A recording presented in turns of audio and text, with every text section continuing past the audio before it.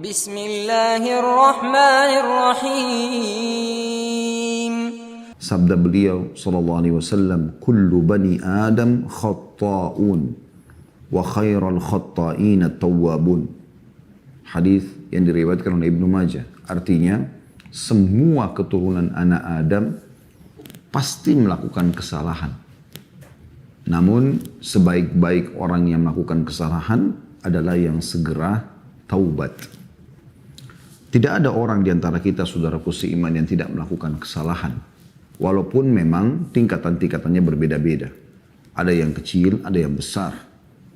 Ada yang ketahuan, ada yang tidak ketahuan. Tetapi kita perlu tahu bahwasanya semua kita bisa berbuat salah. Islam mengajarkan sebuah jalan yang ideal. Yaitu Anda coba tidak melakukan pelanggaran. Dan pelanggaran ini adalah yang dianggap pelanggaran dalam agama Islam. Karena memang Allah subhanahu wa ta'ala memerintahkan kepada kita semua yang baik-baik untuk dikerjakan. Jujur, amanah, tanggung jawab, bakti sama orang tua, bakti pada agama, pada negara, ya, berbuat baik dengan tetangga, menjenguk orang sakit, membantu orang yang sulit. Semua itu diperintahkan dan ada janji-janjinya. Semua punya keutamaan. Bahasa ceramahnya fadilah. Dan kalau ada orang yang sampai melakukan pelanggaran-pelanggaran yang dilarang, lawan dari semua tadi itu, misalnya bohong, menipu, ya, menggunjing, memfitnah, memukul, membunuh, memerkosa, dan segala macam hal. Ini haram dalam agama, dilarang, tidak boleh. Kalau ada orang yang melakukan perbuatan-perbuatan tersebut dan dia lalai, maka Islam masih memandu dia. Panduannya apa? Taubat. Makna taubat kembali kepada Allah subhanahu wa ta'ala. Karena semua pelanggaran yang dilakukan pasti akan ada konsekuensi hukumnya. Jangan pernah berpikir teman-teman sekalian, kalau saya melakukan sebuah kesalahan, maka saya tidak dihukum karena tidak ada yang tahu. Itu satu hal yang sangat keliru. Allah subhanahu wa ta'ala tidak ada sesuatu yang tersembunyi baginya di langit maupun di bumi. Dalam Al-Quran Allah berfirman, "Inna Allah la yakhfa alaihi syai'un fil ardi wa la fis sama'." Tidak ada sesuatu yang bisa tersembunyi bagi Allah, disembunyikan dari Allah baik di langit maupun di bumi. Kalau Anda melakukan perzinahan misalnya di kamar hotel, Anda cuma dengan pasangan Anda di sebuah negara yang jauh tidak ada yang tahu, tetap Allah subhanahu wa ta'ala tahu. Tetap para malaikatnya yang Allah mengatakan, "Ma yalfidhu min qaulin illa ladaihi raqibun atid." Tidak ada satu kata pun yang keluar dari seseorang kecuali dicatat oleh dua malaikat di pundak kiri kanan. Amal saleh ataupun keburukan. Tidak ada sesuatu kecuali akan dipertanggungjawabkan dan juga akan menerima balasannya. Kata Allah subhanahu wa ta'ala dalam ayat Al-Quran yang Anda sudah hafal, "A'udzu billahi minasyaitonir rajim, wa may ya'mal mithqala dzarratin khairan yarah." Siapa yang berbuat seperti biji sawi dari kebaikan, senyum dengan muslim, membantu mengangkatkan barang dia. Apalah hal-hal yang mungkin biasa semua orang bisa lakukan, sebesar biji sawi, pasti dia akan diperlihatkan dan akan menerima balasannya. Wa may ya'mal mithqala dzarratin syarran yarah.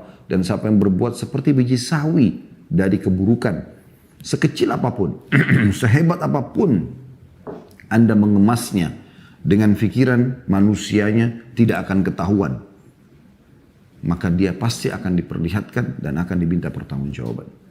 Teman-teman sekarang yang masuk di rutan ini sudah tahu. Saya sangat yakin pada saat Anda melakukan perbuatan kesalahan, di waktu Anda melakukannya semoga Allah maafkan. Pasti Anda tahu ini perbuatan umumnya Anda bisa rahasiakan atau Anda bisa menghindar dari hukum. Tapi bukankah Anda lihat di depan mata bahwasanya Allah Maha Kuasa? Sehebat apapun Anda mengatur strategi penipuan, manipulasi data, apalah segala macam, Allah punya cara. Dan kalau Allah sudah membongkar kesalahan hambanya, maka tidak akan pernah bisa ada yang membendungnya. Bukankah para koruptor yang sudah banyak ditangkap di negara kita, mereka kurang apa dari segi strategi menyembunyikan apa yang sedang mereka lakukan dari kriminal itu. Tapi ujungnya juga ketahuan. Bahkan Allah SWT permalukan di depan masyarakat. Bahkan disita hartanya. Bahkan istri anaknya terbengkalai, terlilit utang. Belum lagi kalau ada eksekusi-eksekusi yang berat bagi mereka. Begitu juga dengan semua pelanggaran-pelanggaran yang ada. Jadi saudaraku seiman, saya ingin berbagi di awal pembukaan kita ini. Jangan pernah berpikir apa yang kita lakukan itu, walaupun kita punya strategi yang sangat luar biasa secara manusia, bisa menyembunyikan, tidak akan dibongkar oleh Allah SWT. Allah mengatakan dalam Al-Quran, innahum yakiduna kaida wa akidu kaida.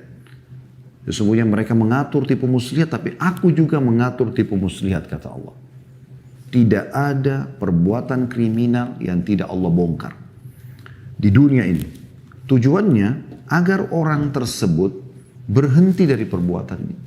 Karena kalau itu terus berlanjut, ada hukuman yang sangat berat nanti di kuburan dan ada hukuman yang berat di akhirat nanti.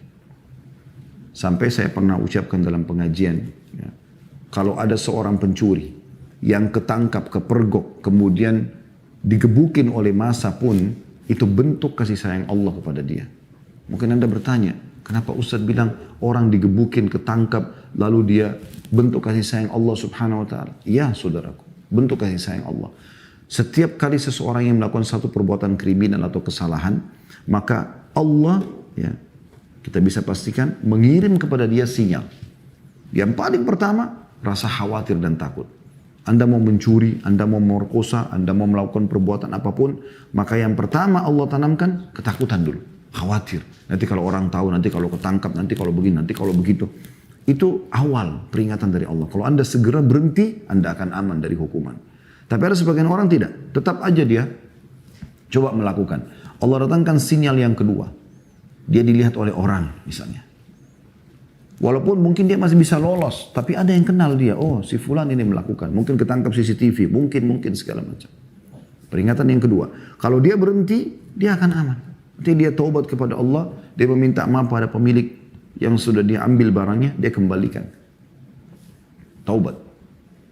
Tapi ada orang tidak. Oh, enggak, kan saya lolos kemarin. Dia anggap digoda oleh syaitan untuk bisa lolos lagi yang ketiga kali. Ternyata Allah SWT datangkan massa, menangkap dia, kemudian digebukin. Dan itu bentuk kasih sayang Allah. Karena kalau tidak ketangkap, dia akan terus dalam kriminal dia. Dan setiap pelanggaran akan ada hukuman dari Allah SWT. Makin sering Anda melakukan perzinahan, mabuk-mabukan, pencurian, penipuan, apa saja, maka makin berat hukuman yang ada. Karena sekali pelanggaran akan ada konsekuensi hukum. Apalagi berulang kali dia melakukannya. Ya. Dalam surah Al-Ankabut Allah tekankan masalah itu. Apakah orang-orang yang melakukan perbuatan kriminal atau pelanggaran itu mengira mereka akan lolos dari hukuman kami? Sungguh buruk apa yang mereka fahami itu. Jadi tidak mungkin itu. Sehingga ini teman-teman sekali bisa menjadi sebuah tolak ukur bagi teman-teman untuk menyadari ternyata ada Sang Pencipta Allah yang mengawasi, dan apa yang terjadi sekarang dari hukuman yang ada itu karena memang Allah mau memberhentikan Anda dari kesalahan yang sedang ada. Kemudian dari sisi yang lain, tadi yang saya sampaikan hadisnya riwayat Ibnu Majah, Islam mengajarkan jalan ideal. Kalaupun sudah melakukan pelanggaran, Anda bukan orang yang terhina. Anda sedang salah dengan perbuatan Anda itu. Dan Islam memberikan solusi buat Anda. Tadi kata Nabi SAW, kullu bani Adam khatta'un. Semua anak Adam pasti buat kesalahan. Apa solusinya? Wa khairul khatta'ina tawwabun. Dan sebaik-baik orang yang sudah melakukan kesalahan, segera bertaubat. Kalau itu haknya Allah Subhanahu wa ta'ala, tidak sholat, ya, maka dia bertaubat kepada Allah Subhanahu wa ta'ala. Ya. Dia bertobat kepada Allah Subhanahu wa ta'ala. Kemudian dia memperbaiki. Kalau itu haknya manusia, haknya makhluk, seperti mencuri, menggunjing, memukul, segala macam, dia bertobat kepada Allah, lalu dia meminta keridhaan orang itu. Kalau dalam bentuk harta dia kembalikan, perusakan citra dia perbaikin. Supaya dia lepas dari hisab hari kiamat. Dan setelah itu Anda bisa menjadi seorang yang bebas, Anda bisa menjadi seorang yang paling soleh dari umat ini. Tidak ada yang menghalangi itu. Umar bin Khattab radhiyallahu anhu, sahabat Nabi yang mulia, mertua Nabi SAW. Kurang apa kejahatan yang dilakukan sebelum Islam? Setiap hari Umar bin Khattab keluar hanya mencambuk dan menghukum umat Islam. Bukan membudak dia, tapi dia datang ke teman-temannya, Abu Jahal, Abu Lahab, dia datang lalu dia ikut menyiksa orang-orang Islam yang merupakan budak-budak orang-orang ini. Lalu pada saat sore hari dia mau pulang, dia mengatakan, saya berhenti menyiksa kamu. Bukan karena saya kasihan, tapi karena saya jenuh saja. Besok saya kembali akan nyiksa kamu. Bahkan sebelum dia masuk Islam, dia keluar radhiyallahu anhu membawa pedang dengan baju perangnya untuk membunuh Nabi SAW. Menyembah berhala, sembelihan hewan untuk berhala. Kemudian mabuk-mabukan. Tapi subhanallah, pada saat hidayah datang, dia mengucapkan syahadat di hadapan Nabi SAW. Allah lunakkan hatinya dan dia ikutin itu. Maka dia menjadi orang yang terbaik dari umat ini. Bahkan ulama ahli sunnah wal jamaah mengatakan orang yang terbaik dari umat ini setelah Abu Bakar adalah Umar bin Khattab. Bahkan Allah muliakan setelah dia taubat nasuha dalam Islam, dia perbaikin kesalahan-kesalahannya, dia sholat, dia patuh kepada Allah, dia menunjukkan kebenaran terhadap kebenaran Islam ini, ya, dan dia bangga dengan Islam itu, sebagaimana dia mengatakan kami kaum yang dimuliakan dengan Islam, semenjak dia taubat yang halal dia nikmati, yang haram ditinggalkan. Dan tidak ada negosiasi lagi dalam masalah haram setelah dia memperbaiki keadaannya. Maka Allah muliakan dia sampai menjadi rajanya umat Islam. Dan di masa kejayaan beliau, tahun 13 Hijriah sampai tahun 23 Hijriah, 10 tahun ini hampir setengah dunia dikuasai oleh umat Islam. Dan pada saat itu, setiap orang kalau melihat Umar, merasa imannya bertambah. Bahkan orang banyak mengikuti Umar bin Khattab kalau lagi jalan hanya untuk mengambil dari perangainya, dari akhlaknya, dari tutur kata, hikmah yang dia sampaikan atau ada hadis yang dia ingatkan kepada orang yang sedang salah. Sampai meninggal dalam keadaan husnul khatimah. Maka saudaraku seiman, tugas Anda sekarang di tempat hutan ini memperbaiki keadaan. Jangan berkecil hati. Harus yakin saya bisa menjadi orang yang lebih baik. Tunjukkan kepada pemerintah kita, tunjukkan kepada seluruh orang yang ada di sekitar Anda, lingkungan Anda, keluarga Anda. Kalau dulu memang saya berbuat salah, tapi sekarang saya menjadi seorang figur yang berbeda. Sekali lagi, saya menjadi seorang figur yang berbeda. Saya akan menjadi seorang mukmin yang patuh kepada Allah, menjalankan syariat Allah Subhanahu wa taala, karena memang syariat ini semuanya baik-baik tadi saya bilang. Disuruh jujur, amanah, tanggung jawab, bakti sama orang tua, berbagi dan seterusnya. Dan itu tidak sulit untuk Anda lakukan. Dan Anda sudah meninggalkan semua yang dilarang, yang berbohong, manipulasi data, semua bentuk kriminal dan kesalahan, udah saya tinggalkan, karena ada konsekuensi hukumnya. Maka ini teman-teman sekalian, hal yang perlu ya, di pembukaan kita untuk direnungi. Ya, direnungi bersama. Dan yang paling nyata ya, tentang masalah perbuatan kesalahan ini, ya, adalah yang dibuat oleh ayah kita Adam alaihissalam. Tentu saya bilang tadi di awal kalau Anda renungin, Islam menyuruh Anda menjadi orang menempuh jalan ideal, yaitu menjadi orang yang tidak berbuat salah. Apalagi setelah Anda mengetahui kesalahan tersebut, kayak Anda pernah melakukan kesalahan dan sekarang Anda sudah tahu Anda masuk ke jalan yang benar, di situ Anda coba kejar derajat tertinggi di surga. Udah, nggak ada lagi namanya melakukan dosa. Udah selesai, pelanggaran nggak ada lagi. Komitmen saya tidak akan melakukannya. Karena orang melakukan dosa itu teman-teman sekalian sering saya bahasakan di pengajian seperti orang yang ada di tepi jurang. Kita sudah tahu kalau jatuh ke jurang ini, maka sulit sekali bisa mati atau mungkin kalau kita mau naik lagi ke puncak gunung itu sulit sekali. Jadi nggak perlu Anda meletakkan kaki Anda, coba-coba jatuh nggak sih, sakit nggak sih, mati nggak sih, nggak perlu. Kesalahan-kesalahan dan pelanggaran teman-teman, kemaksiatan kriminal ini cukup kita tahu ya, apa jenisnya dan apa hukumannya, baik dalam agama kita ataupun di peraturan pemerintah kita. Dan Anda jauhi. Tidak usah dicoba, jangan dilakukan kesalahan itu. Karena Anda merusak nama Anda merusak juga pekerjaan Anda merusak nama baik keluarga Anda, merusak, menutupi masa depan Anda. Tidak ada baiknya. Untuk apa dilakukan? Maka untuk kita hindari, kita pelajari kemaksiatan tersebut, kriminal tersebut, kita tahu jenisnya, kita tahu efeknya. Anda sekarang tinggal ketik di Google, saya yakin Anda pun di rutan pasti punya handphone, Anda bisa buka, Anda bisa searching. Misalnya zina, hukuman orang berzina dalam agama Islam. Anda klik, banyak artikel Anda bisa baca. Anda bisa dengar di YouTube, tinggal klik ceramah tentang bahayanya zina, bahayanya pemerkosaan, bahayanya riba, bahayanya mencuri, bahayanya begini, ancamannya. Supaya Anda tahu, oh ternyata dalam agama saya dilarang nih. Dan wahyu itu berbicara dengan hati manusia. Terlebih lagi dalam hukuman pemerintah, dalam hukum pemerintah kita pun sama seperti yang Anda rasakan. Kemudian amal saleh, perbuatan-perbuatan yang dianjurkan dalam Islam, jujur, amanah, tanggung jawab tadi semuanya itu Anda pelajari, ketik keutamaan jujur, keutamaan amanah, keutamaan bakti, keutamaan sedekah, keutamaan ini dan itu. Lalu Anda jadikan sebagai pegangan hidup. Ayah kita Adam AS berbuat salah. Jadi bukan mustahil kita pun bisa berbuat salah gitu. Tetapi saya bilang idealnya adalah Anda tidak mengulangi kesalahan tersebut. Dan juga usahakan tidak melakukannya setelah Anda mengenalnya. Udah, Anda sekarang menjadi orang yang patuh. Allah subhanahu wa ta'ala menggambarkan tentang Nabi Adam AS dalam surah Thaha. Surah nomor 20 ayat 121 sampai 127. Silakan kalau Anda punya aplikasi Al-Quran di handphone dibuka. Saya ulangi kembali surah Thaha, surah nomor 20, ayatnya 121 sampai 127. Saya akan bacakan. A'udzu billahi minasyaitonir rajim. Wa 'asa Adamu rabbahu faghawa. Thumma ijtabahu rabbuhu fataba 'alaihi wa hada.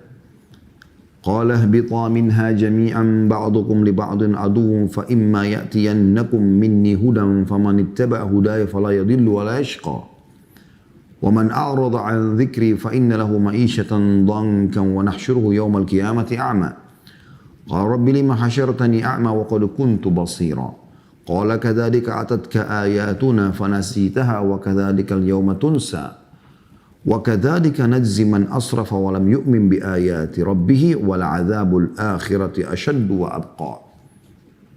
Terjemahannya, dan Adam pun mendurhakai Rabb-nya, maka dia sesat. Nabi Adam manusia pertama diciptakan oleh Allah SWT. Dimasukkan ke dalam surga, lalu Allah mengatakan nikmati semua di sini Adam. Makan, minum, pakaian, istana, dayang-dayang, nikmati semuanya. Hanya satu, jangan sentuh pohon ini. Itu cobaan dari Allah Subhanahu wa ta'ala. Jangan sentuh. Karena ini akan membuat kau terhina kalau kau melanggar itu. Tapi iblis datang membisikkan kepada Adam alaihissalam, kau tidak dilarang makan dari pohon itu kecuali kalau kau makan kau akan jadi kekal. Maka tergodalah Adam lalu dia melakukan atau memakan buah tersebut. Akhirnya Allah mengatakan Adam pun mendurhakai Rabb-nya. Maka ia sesat. Padahal bisa dibayangkan teman-teman sekalian, seluruh yang di surga, semua pohon, ribuan mungkin jutaan pohon, nikmati Adam. Istana, dayang-dayang, pakaian, nikmati. Hanya satu nih jangan dilakukan. Begitu memang kehidupan kita teman-teman sekalian. Jadi kalau kita lihat yang halal dan yang haram, kita akan temukan yang halal jauh lebih banyak. Yang haram itu sedikit, hanya sebagai cobaan. Misal Allah haramkan babi, gak boleh makan babi bagi umat Islam. Perhatikan Allah ganti dengan apa? Sapi, kambing, ayam, kelinci, semua hewan air halal. Banyaknya, jutaan jenis halal. Lalu Allah haramkan sebagian kecil saja. Sebagai ujian. Sebagai ujian. Allah subhanahu wa ta'ala larang minum khamar. Jangan minum minuman keras, beralkohol, jangan narkotika. Allah ganti dengan apa? Susu, madu, sirup, jamu, air putih. Banyak ganti. Banyak. Lebih sehat, lebih baik. Pada saat Allah berikan kita syahwat untuk melampiaskan pada lawan jenis kita. Zina dilarang. Nikah diperintahkan. Bedanya zina sama nikah, 5 menit kalimat akad. Sekarang kita lihat perbandingannya. Kalau orang melakukan pernikahan, 5 menit teman-teman sekalian. Wali perempuan mengatakan, saya nikahkan kamu sama anak perempuan saya Fulana binti Fulana dengan mas kawin ini. Kemudian si anak mempelai laki-laki mengatakan saya terima nikahnya. Itu saja sudah cukup. Apalagi dia katakan saya terima nikahnya fulana binti fulana dengan mas kawin tersebut. Ini kurang dari 5 menit kata-kata ini. 2 saksi, ada mahar, sah pernikahan tersebut. Dan dengan sahnya perbuatan itu, semua orang tahu suami istrinya akan masuk ke dalam kamar malam pertama kah, siang pertama kah, mereka akan berhubungan biologis. Tapi dua-duanya dalam kondisi senang, bahagia. Sampai ada istilah dikatakan di tengah-tengah masyarakat kita, bahkan di dunia mungkin dikenal begitu ya. Pengantin itu menjadi raja sehari. Dia betul-betul seperti raja, pakai baju yang bagus, baik laki-laki ataupun perempuan, dihormati oleh setiap orang, diucapkan doa, diucapkan selamat. Setelah itu mereka biologis. Dan dalam kondisi mereka sangat nyaman. Si laki-laki pemilik sperma, kualitas spermanya pasti akan bagus karena jiwanya tenang. Sementara si perempuan juga sel telurnya akan bagus karena juga tenang. Dalam agama, biologis yang halal ini berpahala. Kalau suami istri, kata Nabi SAW, fi bidi ahadikum sadaqah. Di kemaluan kalian ada sedekah, ada pahala yang besar. Para sahabat faham, lalu mereka mengatakan, ya Rasulullah, ya'ti ahaduna ahla walahu fihi ajr. Wahai utusan Allah, apakah seseorang di antara kami menggauli istrinya dapat kenikmatan biologis, juga dapat pahala? Kata Nabi SAW, ara'aitum lawadatumu fil haram alakumul wizr. Bukankah kalau kalian letakkan pada yang haram, zina, bukan istri yang halal, bukan suami yang halal, dapat dosa, dosanya besar lagi zina itu. Kata para sahabat, iya ya Rasulullah. Kata Nabi SAW, wa kadzalika fil halal, begitu juga pada yang halal. Sudah jiwanya tenang, akhirnya kualitas sperma yang merupakan nanti bibit manusia, sel telur yang akan menjadi kantong buat nampung janin itu. Nah, berkualitas bagus karena jiwanya tenang. Secara medis pun orang kalau biologis jiwanya tenang, maka akan bagus, gitu kan? Akan berpengaruh bagus pada kualitas sperma dan sel telur, dan juga akan generasi yang lahir juga akan baik. Selain itu berpahala.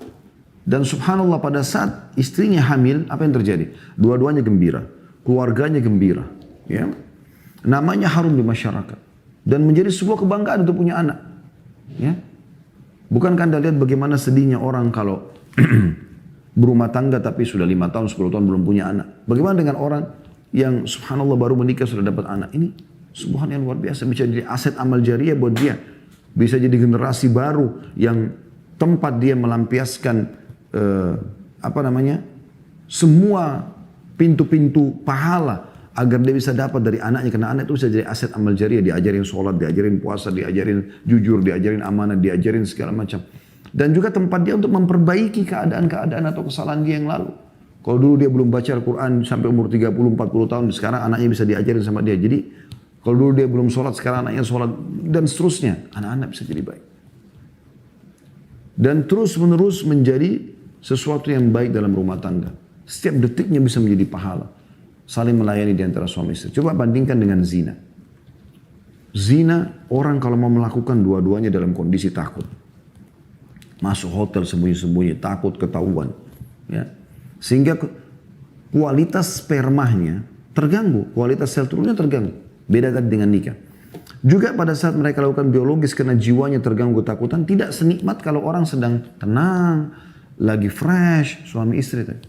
Kemudian juga berdosa besar zina itu.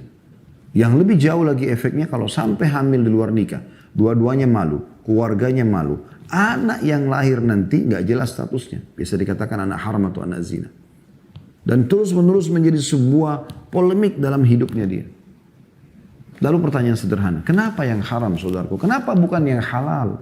Kalau seandainya Allah subhanahu wa ta'ala memberikan kepada kita, ya tolong direnungi baik-baik, memberikan kepada kita syahwat, keinginan untuk makan daging, tapi semua daging haram, wajar Anda melanggar. Tapi tidak, digantikan haram itu cuma sedikit. Seperti Nabi Adam kasusnya, cuma satu pohon, yang lainnya boleh. Cuma babi, anjing yang bertaring, yang lainnya semua boleh. Allah sebutkan. Khamar, narkotika yang bisa merusak kesehatan jiwa, raga, diganti dengan banyak. Minum, kenapa bukan minum susu? Kenapa bukan minum madu? Sehat. Ya? Daripada zina, syahwat kepada pasangan yang dilampiaskan sehingga banyak efek negatif. Kenapa enggak nikah? Dan perlu Anda tahu, Indonesia termasuk negara yang sangat mudah untuk menikah teman-teman sekalian. Kita bisa menikah dengan perangkat alat sholat. Pergi ke kampung-kampung, cari kiainya, cari gurunya, cari ustadznya, minta tolong dibantu. Bercocok tanam depan rumah, pelihara ayam, pelihara itik, pelihara ikan. Banyak bisa dilakukan. Bekerja jadi buruh bangunan, yang penting halal. Banyak bisa dilakukan. Saya beberapa kali datang beberapa negara ya di luar di dunia ini, masya Allah yang Allah mudahkan kaki saya injakkan. Saya terheran-heran melihat pernikahan mereka sampai orang biasa gitu, pernikahannya harus di atas 1 miliar, 2 miliar, sekian miliar. Jadi kadang-kadang mereka jadi repot untuk menikah. Begitu luar biasanya Allah berikan saudaraku. Saya ulangi kembali kepada ayat tadi. Kita kembali surah Toha 121 tadi. Dan Adam pun mendurhakai Robnya, maka dia sesat. Kemudian Robnya memilihnya, memberikan petunjuk padanya, maka dia menerima taubatnya. Sampai Adam merasa bersalah. Dalam ayat yang lain, Nabi Adam mengatakan, Rabbana zalamna anfusana. Wahai Tuhan kami sudah menzalimi diri kami. Dengan kesalahan ini kami salah. Mengaku itu. Rabbana zalamna anfusana wa illam taghfir lana wa tarhamna lanakunanna minal khasirin. Kalau kau tidak maafkan kesalahan kami, maka kami akan tergolong orang-orang yang rugi. Lalu Allah menerima taubat itu. Luar biasanya dalam Islam teman-teman sekalian, Allah sangat senang dengan taubat Anda. Garis bawah itu. Kapan Anda selesai pengajian ini, Anda wudhu, Anda sholat 2 rakaat, niat sholat taubat. Kata Nabi SAW, tidak ada seorang hamba melakukan kesalahan. Kemudian dia bersuci, berwudhu, lalu dia sholat 2 rakaat. Lalu kemudian setelah salam dia istighfar kepada Allah, kecuali Allah akan bersihkan kesalahannya. Setelah itu Anda menjadi orang baik. Allah terima taubat. Dalam sebuah hadis yang lain riwayat Bukhari, sesungguhnya Allah sangat gembira dengan taubat hamba-hambanya. Allah gembira. Lebih gembira daripada seseorang di antara kalian yang pergi ke padang pasir yang tak bertuan. Padang pasir yang tandus, tidak ada orang. Dan dia membawa untanya, serta di atas untanya semua bekal dia. Nggak ada lagi harta dia kecuali di atas unta tersebut. Lalu kemudian dia istirahat di bawah sebuah pohon. Setelah itu dia bangun dari tidurnya, untanya hilang. Dia pun keliling mencari-cari unta tersebut dengan bekalnya di padang pasir yang tandus. Lalu dia tidak temukan. Setelah dia putus asa, dia mengatakan, saya coba kembali ke bawah pohon tadi yang saya tidur. Kemudian saya tidur lagi, semoga saja saya sudah mati pada saat bangun. Pada saat dia tidur dan dia terbangun, dia tiba-tiba melihat untanya di depan matanya. Bagaimana gembiranya dia bisa melanjutkan kehidupan lagi, menemukan untanya untuk transportasinya, menemukan hartanya, makanan, minuman, pakaiannya. Ya, mungkin sebagian uangnya di atas untanya untuk dia lanjutkan kehidupannya. Maka Allah lebih gembira dengan tobat hambanya daripada itu. Tidak ada kata putus asa. Anda bukan orang yang buruk, tapi Anda pernah melakukan perbuatan buruk. Anda bisa menjadi orang yang lebih baik sekarang. Tunjukkan itu. Tunjukkan. Fudail bin Iyad rahimahullah, seorang tabi'in, ulama tabi'in. Anda kalau ketik di Google kisah Fudail bin Iyad rahimahullah, sampai bisa dikatakan tidak ada satupun statement yang dinukil oleh para ulama tentang masalah zuhud, ya, mencintai akhirat, mendahulukan akhirat daripada dunia, tentang masalah menambah keimanan, taubat, kecuali nama Fudail bin Iyad sering disebutkan. Karena kenapa? Orang ini dulu pernah perampok jalan. Sampai orang-orang lain kalau lakukan perampokan itu dia bergerombol, berapa orang? Fudail bin Iyad kadang-kadang sendiri. Karena kuatnya fisiknya, keterampilannya dan segala macam. Dan setiap kali orang lewat di lokasinya pasti tahu. Ini kalau dengan Fudail bin Iyad ini kalau nangkap orang, dia ambil hartanya dan dia bunuh orang ini. Terkenal sekali. Subhanallah, setelah sekian tahun dia lewat, ada beberapa riwayat yang menukil tentang bagaimana taubatnya beliau. Di antaranya adalah dia pernah masuk ke dalam satu perkampungan, dia ingin mencuri di sana, mau merampok. Kemudian dia naik di tembok rumah seseorang, orang itu lagi sholat malam dan dia membaca ayat alam ya'ni lilladzina amanu an takhsha qulubuhum bidzikrillah. Belumkah tiba saatnya bagi orang beriman untuk lunak hatinya? Kenapa mau buat salah terus? Allah mengatakan. Fudail bin Iyad tiba-tiba tersentuh dengan ayat itu. Lalu kemudian dia turun dari tembok, tidak jadi mencuri. Dan dia bingung mau kemana. Dia masuk, lalu kemudian dia lihat masjid, dia masuk di masjid. Zamannya beliau belum ada lampu kayak kita sekarang, gelap gulita. Menjelang subuh, muadzinnya datang, menyalakan obor-obor. Dia kaget lihat ada orang di depan mihrab menangis, terisak-isak. Begitu mendekat, dia tahu orang ini Fudail bin Iyad. Dia pernah lihat wajahnya. Maka dia lari dari dalam masjid. Jemaah yang lain pada dekat dengan masjid, kemudian pada berkata, ada apa wahai muadzin? Kenapa kau lari? Dia bilang dalam masjid ada Fudail bin Iyad. Orang semua dengar Fudail bin Iyad, luar biasa, orang ketakutan. Ketakutan semua karena tahu ini orang pembunuh. Dia ambil harta orang, dia bunuh. Dia bukan hanya sekedar ngambil hartanya lalu disuruh pergi. Enggak. Jadi seperti itu luar biasa keburukannya. Tapi karena waktu subuh sudah masuk, akhirnya orang-orang sepakat sudah kita harus masuk ke masjid. Kalau tidak subuh telat. Begitu mereka masuk, mereka perhatikan baik-baik. Ternyata Fudail bin Iyad ini lagi duduk menghadap mihrab, nangis terisak-isak. Lalu mereka menanya, mereka sudah paham berarti ada sesuatu. Orang ini merasa bersalah. Lalu kemudian oleh muadzin dirangkul tangannya, diajak berwudu, diajak untuk sholat. Dan semenjak hari itu dia tobat menjadi orang yang baik. Terus dia pelajari agama sampai menjadi ulamanya muslimin. Ingat namanya, Fudail bin Iyad. Itu yang dibutuhkan teman-teman. Setelah kita buat salah, kita menjadi orang baik. Dan bahkan tunjukkan sekarang kalau saya lebih baik dari sebelumnya. Bahkan saya bisa lebih baik daripada Anda. Itu bukan mustahil. Saya sarankan teman-teman, coba kembali ke ceramah kami. Judulnya itu, ya, iya, inilah aku sekarang. Sekali lagi judulnya, iya, inilah aku sekarang. Itu memang khusus bagi ceramah itu selama 2 jam di Makassar Tabligh Akbar. Khusus bagi teman-teman yang pernah berbuat kesalahan. Kita harus, sekarang kita mengatakan kalau, dulu kan kamu begitu, dulu kan kamu begini. Jawabannya iya. Tapi inilah aku sekarang. Ya, ini aku sekarang. Aku sudah taubat. Aku tahu kau berbuat salah. Dan Islam subhanallah tidak melihat masa lalu seseorang. Bahkan taubat kata Nabi SAW, at-taubat tajubu ma qabla. Taubat akan membersihkan semua kesalahan yang lalu. Di sini Nabi Adam AS kembali ke surat Toha, kembali ke aplikasi Al-Quran Anda. Surat Toha 121 sampai 127. Saya ulangi dari terjemahnya. Maka Adam mendurhakai Rabbnya. Maka dia sesat. Kemudian Rabbnya Adam memilihnya. Maka dia menerima taubatnya dan memberi Adam petunjuk. Seperti Anda sekarang dengarkan ceramah, Anda dapat petunjuk. Anda tahu, oh ternyata saya masih bisa jadi baik. Masih bisa saya perbaikin. Tidak ada kata terlambat. Bahkan bisa menjadi terbaiknya umat ini. Allah berfirman, turunlah kamu berdua, Nabi Adam sama syaitan, iblis, dari surga bersama-sama, sebagaimana sebagian kamu menjadi musuh bagi sebagian yang lain. Maka jika datang kepada petunjuk dariku, kata Allah, ada wahyu datang, seperti kita ada Al-Quran dan ada sunnah. Lalu barang siapa yang mengikuti petunjukku, maka tidak akan sesat dan tidak akan celaka. Perbaiki, kalau Anda punya masa lalu yang salah, bertobat, lalu Anda menjadi orang baik sekarang, tidak akan pernah sesat lagi. Dan barang siapa yang berpaling dari peringatanku, setelah sampai kepada dia peringatan, tidak boleh lagi ini, tidak boleh lagi itu, jangan zina, jangan mencuri, jangan membunuh, jangan memerkosa, jangan, segala macam. Tapi dia tidak mau ikutin, maka sesungguhnya baginya penghidupan yang sempit. Subhanallah, makna ayat ini luar biasa. Teman-teman yang di rutan ini pasti merasakan itu. Setelah Anda memerkosa, setelah Anda mencuri, setelah Anda melakukan kriminal apapun. Apa yang Anda lakukan? Apa yang Anda rasakan? Jujur jawab dengan diri sendiri. Ada kesempitan dalam kehidupan. Biar kita berada di bangunan yang mewah, biar kita memegang sekian miliar uang curian, tidak ada ketenangan jiwa. Tidak ada ketenangan jiwa. Allah sudah bilang, baginya penghidupan yang sempit. Sempit dadanya. Sumpek. Suntuk.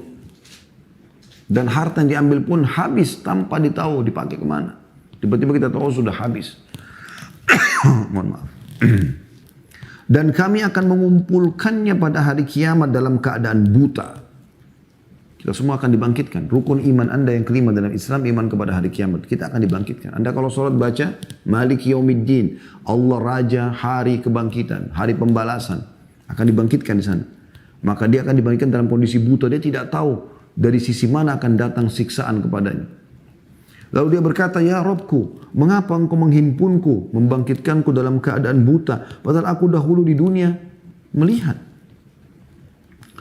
Allah berfirman, demikianlah telah datang kepadamu ayat-ayat kami.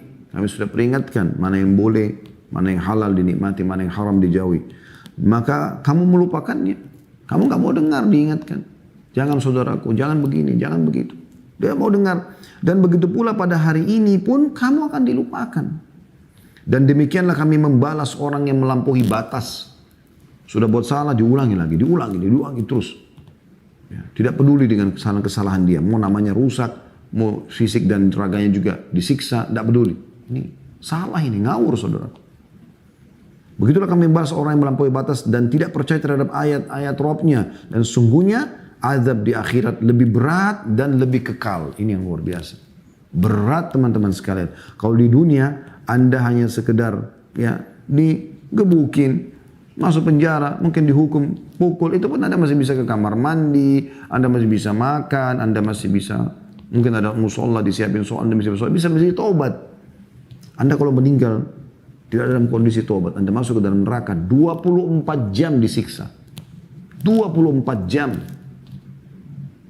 Coba buka, tadi surat Taha sudah selesai, buka surat Tahrim, surah nomor 66 ayat 6.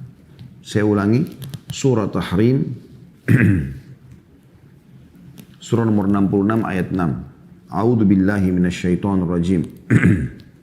Ya ayyuhalladzina amanu qu anfusakum wa ahlikum nara wa quduha an-nasu wal hijara 'alaiha malaikatun ghiladun shidadun la ya'sunallaha ma amara wa yaf'aluna ma yu'marun.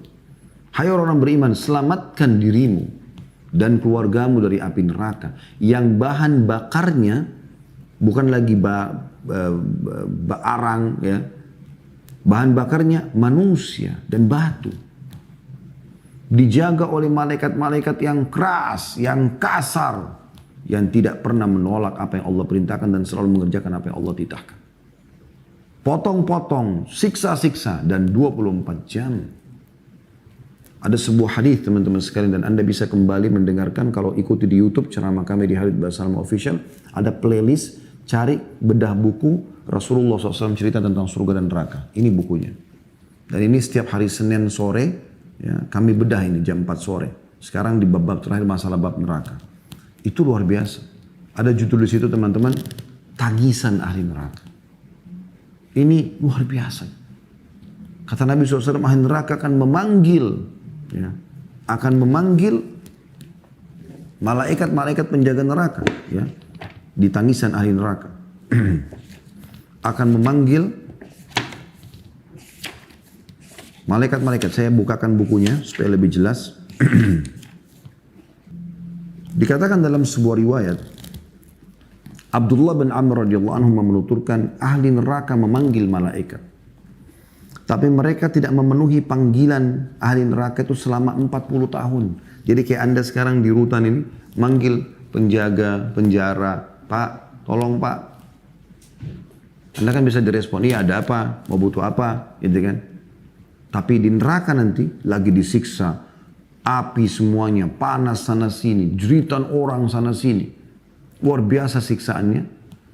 Hangus badan Anda dikembalikan lagi utuh begitu. Tidak mati.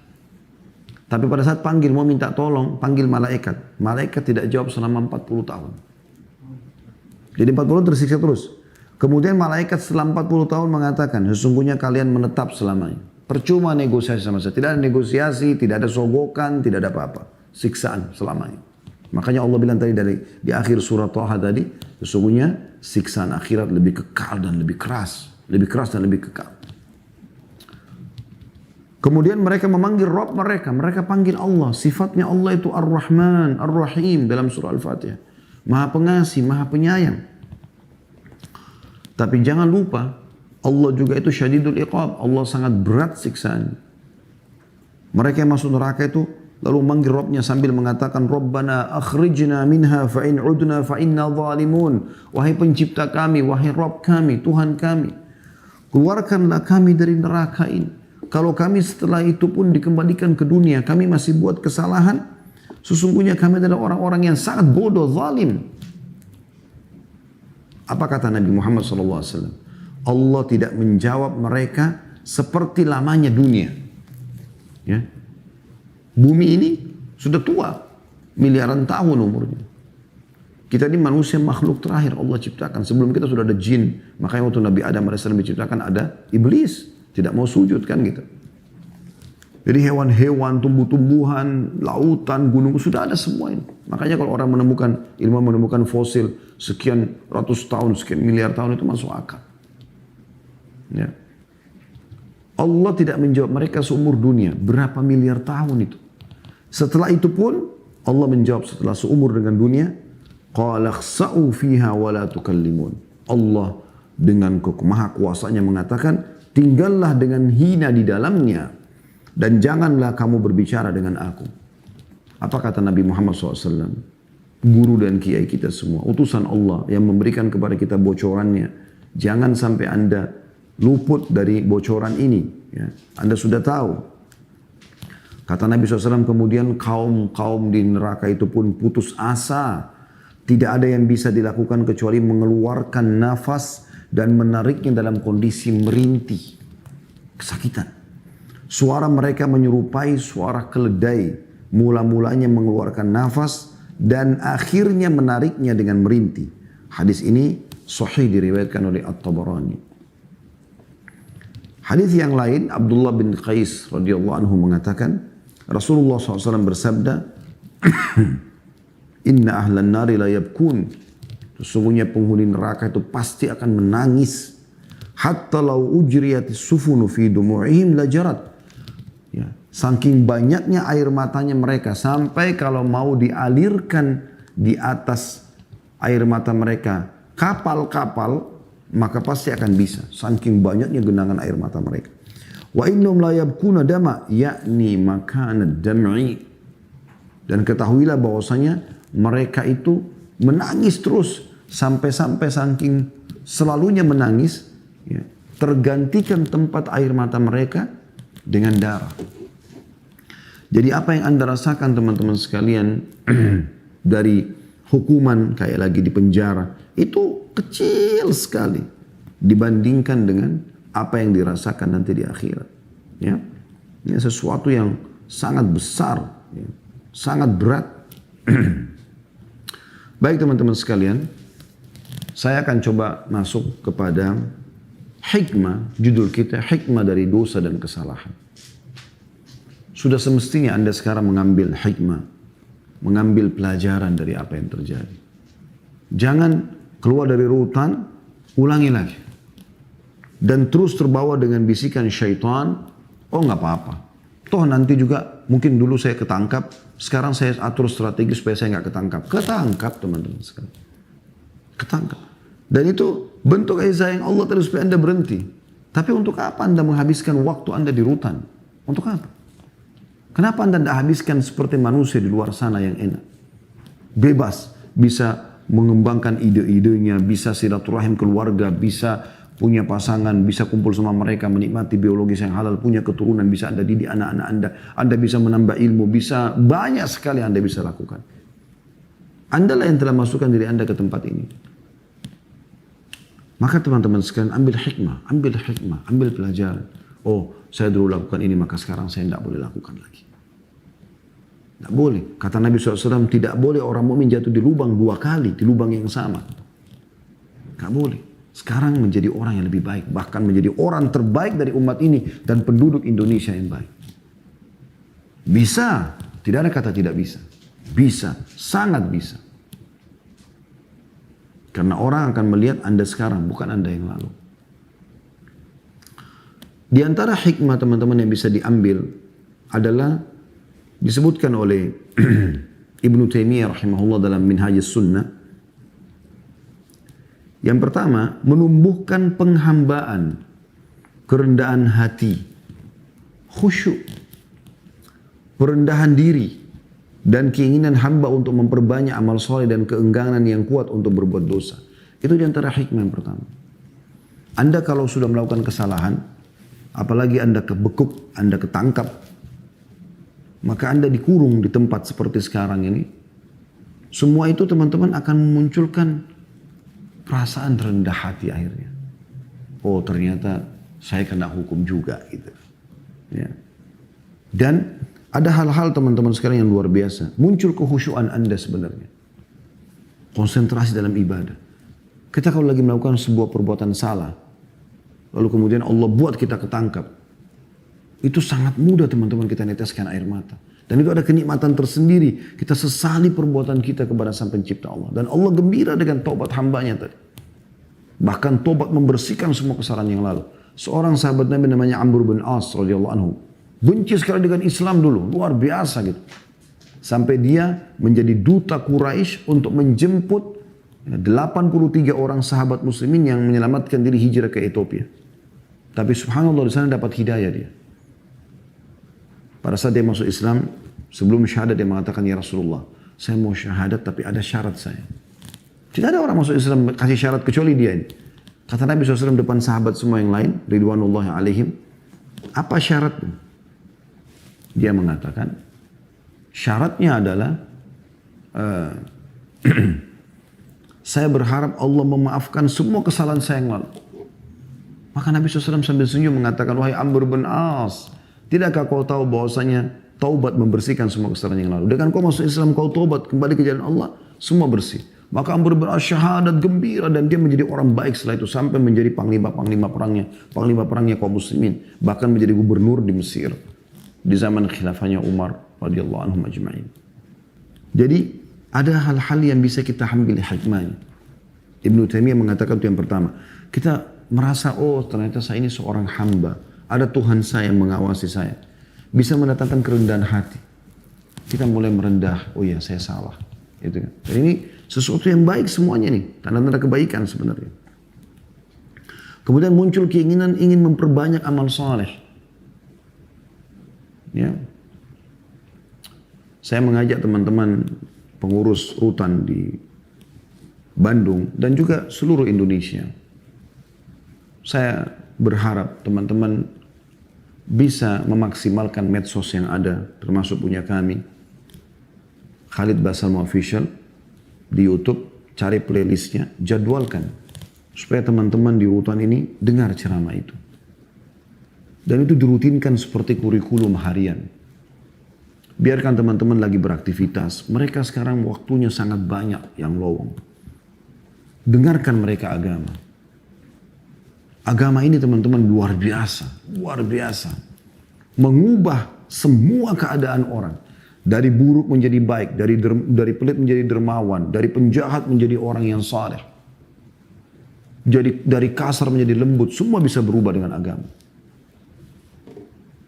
Teman-teman yang sedang ada di rutan, kalau Allah masih mudahkan Anda ada rezeki, ada handphone, bisa medsos, dengar ceramah. Dari ceramah ke ceramah. Dan di playlist kami itu ada kurikulum. Anda tinggal lihat ada foldernya. Ada kajian kitab Minhajul Muslim, misalnya bab akidah. Ada sirah nabawi, ada sirah sahabat, ada al-kabair, dosa-dosa besar, ada fikih, kitab Bulughul Maram, ada banyak hal yang Anda bisa ikuti. Lebih dari 20 kitab kami bedah. Coba kurikulumkan hari Senin, dengar masalah akidah. Kalau bisa diputarkan di rutan itu sangat bagus. Ya. Ada bahkan beberapa lembaga-lembaga, Masya Allah, mereka rutinkan buat stafnya, pegawainya, ceramah-ceramah tentang keimanan. Ya. Ada bedah buku kami judulnya 31 Sebab Lemahnya Iman. Kisah-kisah. Ya. Serial sahabat Nabi, serial sirah Nabi. Senin misalnya jadwal untuk belajar akidah. Selasa misalnya belajar fikih. Rabu misalnya dosa-dosa besar. Kamis misalnya sejarah Nabi, ya. Jumat misalnya tentang masalah rumah tangga, ada juga tentang masalah rumah tangga, pendidikan anak, kurikulumkan setiap hari. Dari jam sekian sampai jam sekian dengar ceramah ini, jam sekian sampai jam sekian dengar ceramah ini, dan itu dikurikulumkan. Bukan hanya mendengar ceramah cuplikan pendek yang 1 menit, 2 menit, bukan. Memang betul-betul belajar. Masa Anda di rutan ini setahun, 2 tahun, 5 tahun, 10 tahun, kalau Anda gunakan belajar teman-teman sekalian, Anda keluar bisa menjadi ulama kaum muslimin. Tunjukkan Anda menjadi orang yang baik. Di Saudi, di penjara-penjara di Saudi itu, seringkali interaksi terjadi antara teman-teman yang sedang diuji oleh Allah SWT melakukan kriminal ini, dengan para ulama. Sekarang kita bisa dengan medsos seperti ini. Ada di antara mereka hafal 30 juz Al-Quran dalam penjara. Teman-teman pengurus rutan bisa datangkan para penghafal Al-Quran. Datang untuk mengajar supaya teman-teman di rutan bisa jadi hafidh dan hafidhah. Bukan mustahil, itu kesempatan amal jariah buat Anda. Kesempatan buat Anda, wahai saudaraku yang sudah melakukan kesalahan, untuk menunjukkan kepada negara kita, pemerintah kita, masyarakat sekitar Anda, keluarga Anda, saya sekarang orang baik. Banyak jalan melakukan itu. Yang kedua, kata Ibnu Taimiyah rahimahullah, menolak sifat ujub, angkuh, dan penyakit hati semisal yang umumnya menghinggapi manusia. Dengan kita hikmat terjadinya kesalahan ini, kita jadi tidak angkuh lagi. Dulunya kita sombong, seorang preman, jagoan, sekarang ditangkap, dibekuk. Nah. Dulu merasa punya jabatan, punya banyak bodyguard, sekarang dibekuk. Permalukan oleh Allah Subhanahu wa taala. Ingat, Allah Maha Kuasa. Sifat Allah itu Maha melihat, Maha mendengar, Maha mengetahui. Tidak ada yang tersembunyi bagi Allah, dan Allah punya cara. Anda hanya ujungnya akan mengatakan, kok bisa? Ini bahasa kebodohan ini. Ya. Mohon maaf saya bahasakan ini. Kok bisa? Bisa, kuasa Allah. Makanya jangan merasa diri pintar. Allah mengawasin Anda.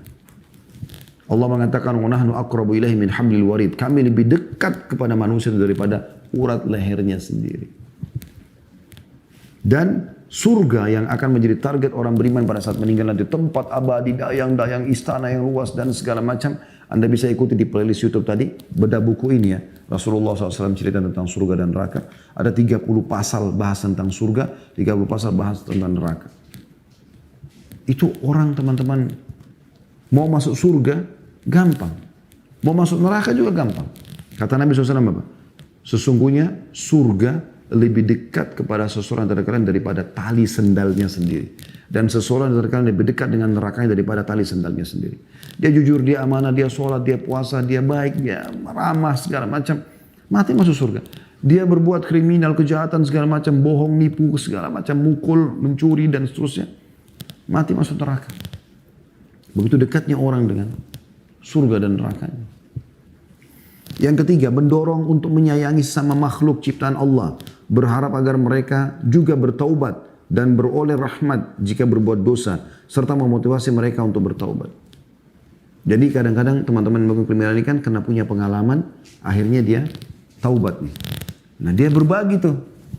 Saran saya jangan lagi narkotika, saran saya jangan begini, saran saya karena saya ini pernah melaksanakan, pernah melakukan, dan itu efeknya tidak baik. Dia bisa mendorong orang untuk taubat. Dan itu pintu amal sendiri. Yang keempat, menampakkan karunia, kebaikan dan kendermawanan Allah kepada makhluknya yang nampak tak kala seseorang berdosa, seperti yang disebutkan dalam sebuah hadis, walladzi nafsi biyadi law lam tadhnibu la dhahaba Allahu bikum wa la jaa biqaumin yudhnibun fayastaghfiruna Allah taala fayaghfiru lahum.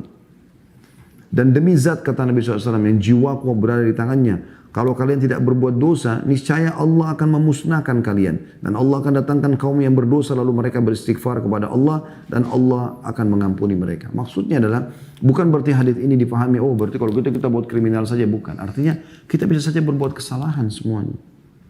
Gitu. Tapi, kita kembali kepada Allah subhanahu wa ta'ala.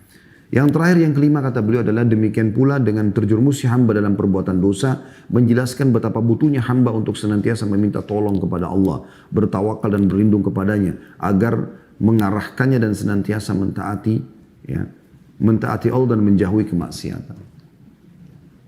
Jadi Anda jadi tahu, oh ternyata ini perbuatan salah. Allahu a'lam. Ini bahasan kita teman-teman sekalian, semoga bisa diambil hikmahnya. Tentu 1 jam tidak cukup untuk belajar agama. Agama ini adalah sebuah kebutuhan yang harus teman-teman pelajari, dan saya sudah berikan tadi solusinya, baik teman-teman staf di rutan ataupun ya teman-teman yang jadi penghuni rutan, agar memaksimalkan medsos yang ada. Semoga insya Allah bisa mengambil manfaat dari apa yang